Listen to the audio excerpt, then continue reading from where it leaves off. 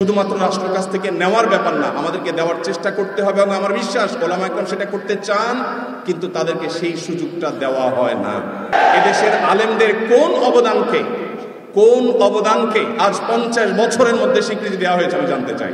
আজকে ভূমিকম্পের যে ভয়াবহতা নিয়ে প্রত্যেকটা মানুষ আতঙ্কে দিন পার করছে, কি হয়েছে এদেশে? একটু আগে বিএনপির স্থায়ী কমিটির সদস্য জনাব সালাউদ্দিন আহমদ সাহেব বলেছেন, আমরা সবাই রাষ্ট্রের কাছ থেকে দাবি দাওয়া পেশ করি, খুব স্বাভাবিক, কিন্তু রাষ্ট্রকে আমাদের দেওয়ার চেষ্টা করা দরকার। তার সাথে পরিপূর্ণভাবে সহমত পোষণ করে একটি কথা আমি বলতে চাই, সেটা হলো এদেশের 3 লক্ষ মসজিদের কমপক্ষে 6 লক্ষ ইমাম মুয়াজ্জিন রাষ্ট্রকে দেওয়ার জন্য প্রতিনিয়ত চেষ্টা করেন এবং দিয়ে যাচ্ছেন। দুর্ভাগ্যজনক বাস্তবতা, স্বাধীনতার 50 বছর পরেও ইমাম মুয়াজ্জিন এবং আলেম ওলামাদের কোনো অবদানের স্বীকৃতিটুকু রাষ্ট্র কখনো দিতে পারে নাই।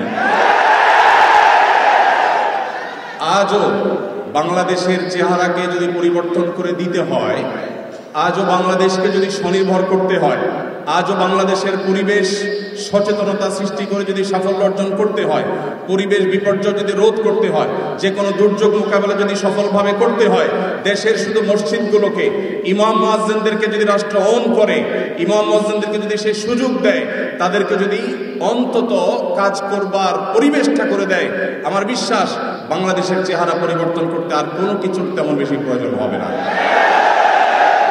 3 লক্ষ মসজিদ, সরকারি হিসেব মতো কমপক্ষে 3 লক্ষ মসজিদ, আরো বহু আগে বলা হয়েছে, সেটা এখন 3 লক্ষের অনেক বেশি চলে গেছে স্বাভাবিকভাবে।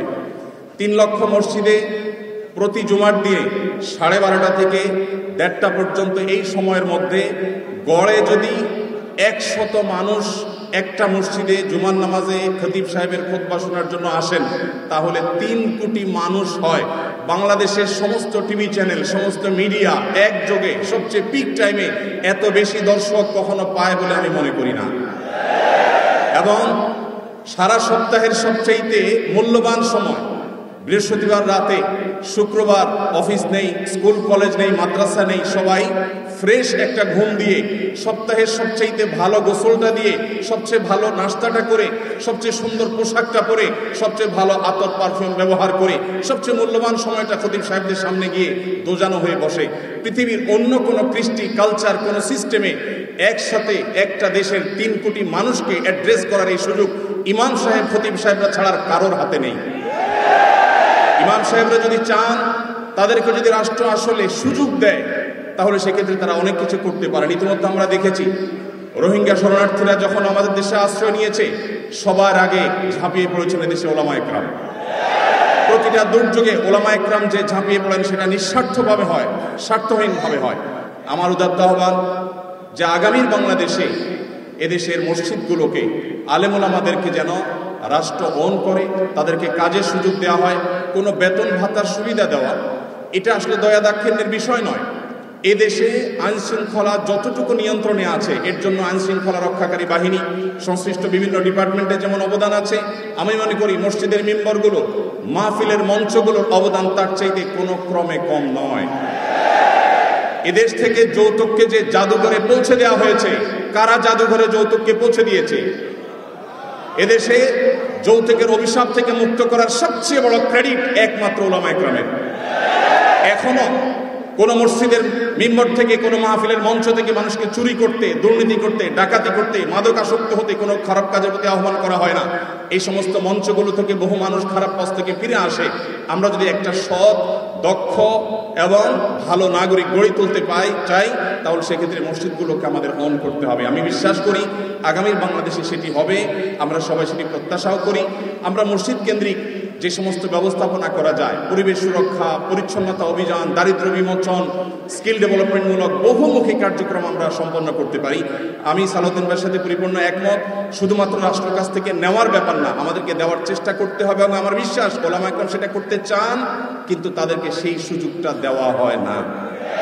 এদেশের আলেমদের কোন অবদানকে আজ 50 বছরের মধ্যে স্বীকৃতি দেওয়া হয়েছে আমি জানতে চাই। দুর্ভাগ্যজনক বাস্তবতা, সেটি আসলে হয়নি। তা আমরা নতুন বাংলাদেশে অন্তত প্রত্যাশা করি যে আমরা সবাই মিলে, শুধু আলেম ওলামা নয়, সকল ধর্মের মানুষ কাঁধে কাঁধ মিলিয়ে আমাদের প্রিয় বাংলাদেশকে আমরা বিশ্বের দরবারে উন্নতির চরম শিখরে পৌঁছতে চাই। আমাদের পরে স্বাধীনতা অর্জন করে পৃথিবীর বহু দেশ এমন অগ্রসর হয়েছে যেটা দেখে আমাদের কষ্ট হয়, দুঃখ হয়। আজকে ভূমিকম্পের যে ভয়াবহতা নিয়ে প্রত্যেকটা মানুষ আতঙ্কে দিন পার করছে, কি হয়েছে এদেশে?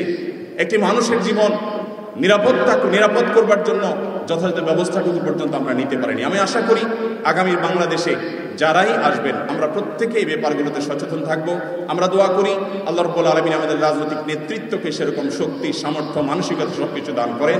উলামায়ে কেরামের মূল্য যদি কোনো জাতি দিতে না পারে তাদের চেয়ে বড় দুর্ভাগা আর কেউ হতে পারে না। আমি প্রায় সময় বলি, এই দেশকে যদি নিরলসভাবে, নিঃস্বার্থভাবে কোনো মানুষ ভালোবাসে, উলামায়ে কেরাম হলেন সেই মানুষগুলো। অনেকে আছেন যাদেরকে হয়তো পার্শ্ববর্তী দেশ গ্রহণ করবে, অনেকে হয়তো আমেরিকা গ্রহণ করবে।